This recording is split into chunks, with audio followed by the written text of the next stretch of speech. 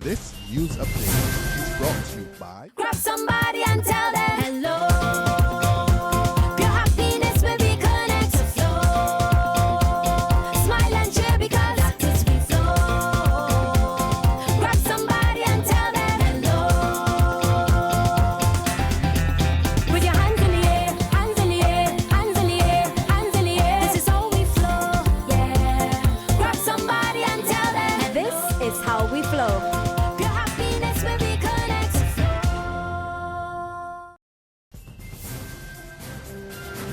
This is the Barbados Today evening news update for Tuesday, October 6th. Thank you for joining us. I am Marie-Claire Williams.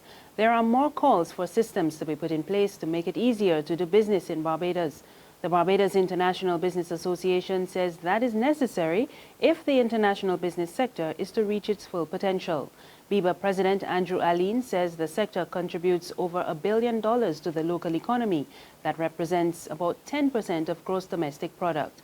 But he says the figure can be even higher if the right environment exists. International investors require an enabling business environment characterized by timely responses and certainty of process. I'll use an example. Legislation is an important product offering for international jurisdictions such as Barbados. It must be able to meet the requirements of foreign investors. With a weak and recovering economy, we do not have the luxury of missing opportunities because our legislation is not competitive in international markets. Meanwhile, the Ministry of International Business is assuring BIBA that government is continuing to strengthen Barbados' position as a treaty-based jurisdiction. Deputy Permanent Secretary Sonia Foster says the negotiation of tax treaties continues to play a critical role in the government's strategic plan. She was speaking at the launch of International Business Week last night. In addition to DTAs, the government continues to treat bilateral investment treaties as important instruments of economic development. We currently have 36 double taxation agreements, 11 bilateral investment agreements, and 5 tax information exchange agreements in force. However, it should be noted that although Barbados has completed its ratification of several DTAs and TIAs that were signed years ago, we are still awaiting notification from these countries as to whether or not they have completed their ratification process.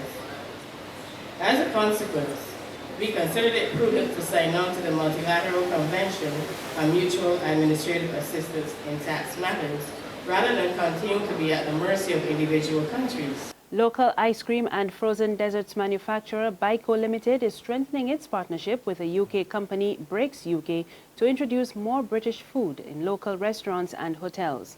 And today, officials of both companies hosted a trade show at the residence of the British High Commissioner, showcasing a number of products on offer.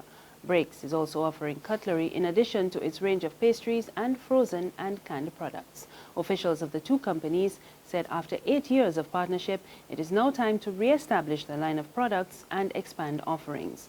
And they said so far, the reception has been positive. We launched a range of products in early 08.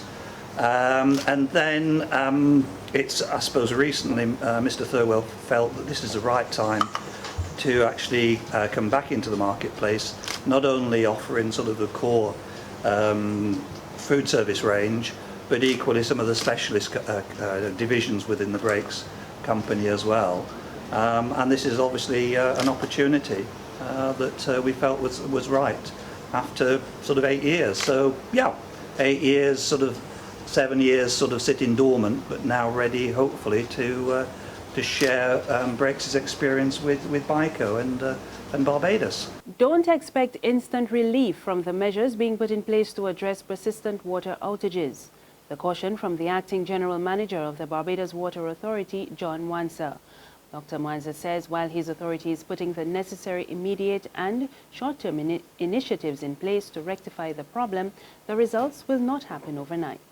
We'll be struggling for a while before we can see the results of these remedial measures. We are beginning to see some elements of positive responses to the work that we've been doing in the Golden Ridge system, where we are now able to maintain certain levels in the Golden Ridge system, and have been able to pump to Casa Grande and mitigate against the problems that those at the higher elevations had. So as we build on the work that we have done with the intensified leak detection program and repairs, we anticipate that we will start to see the fruits of the work that we're putting in.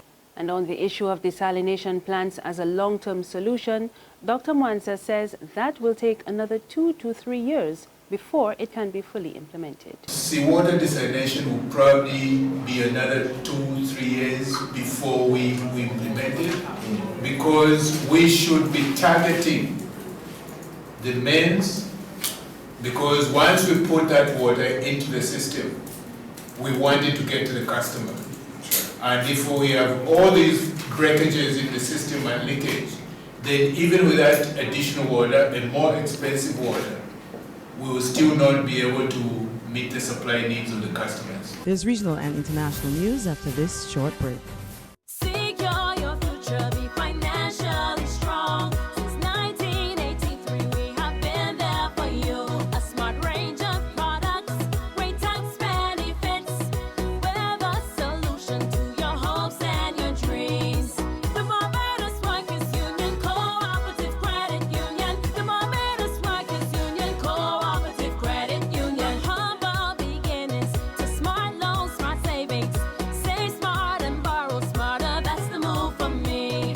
Stability, prosperity, we're the solution to your hopes and your dreams. The Barbados Workers Union Cooperative Credit Union. The Barbados Workers Union Cooperative Credit Union.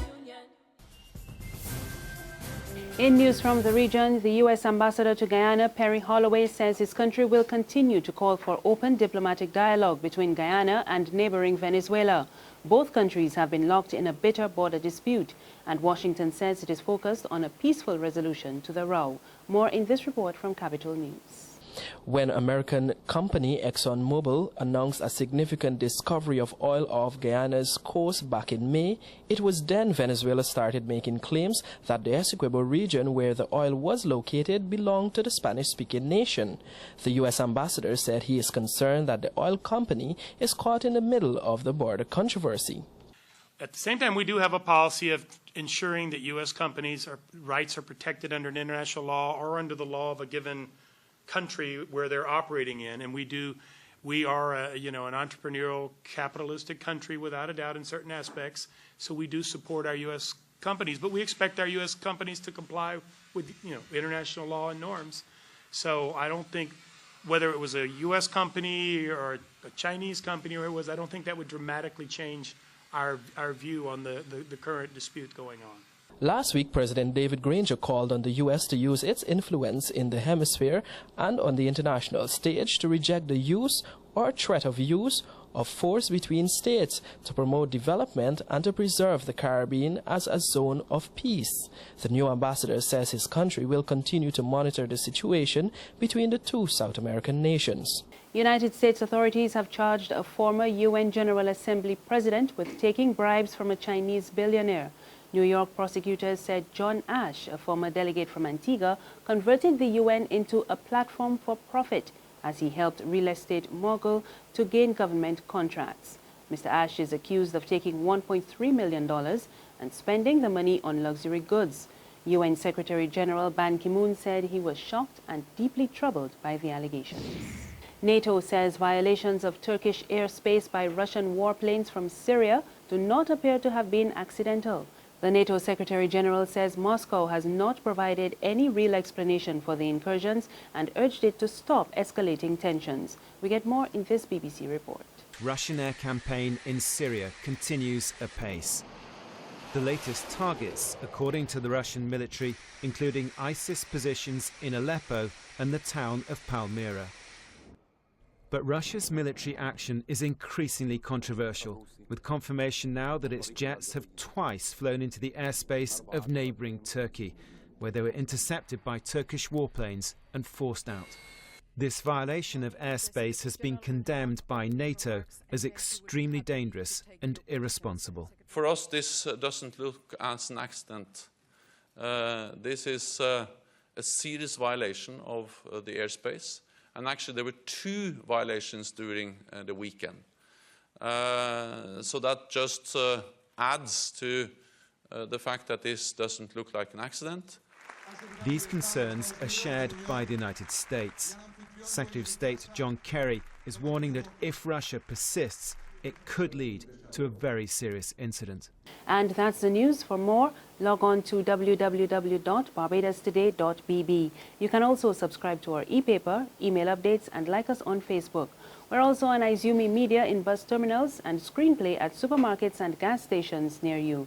You can also tune into Channel 101 on Flow TV and Mix 96.9 FM. I am Maricla Williams. Good evening.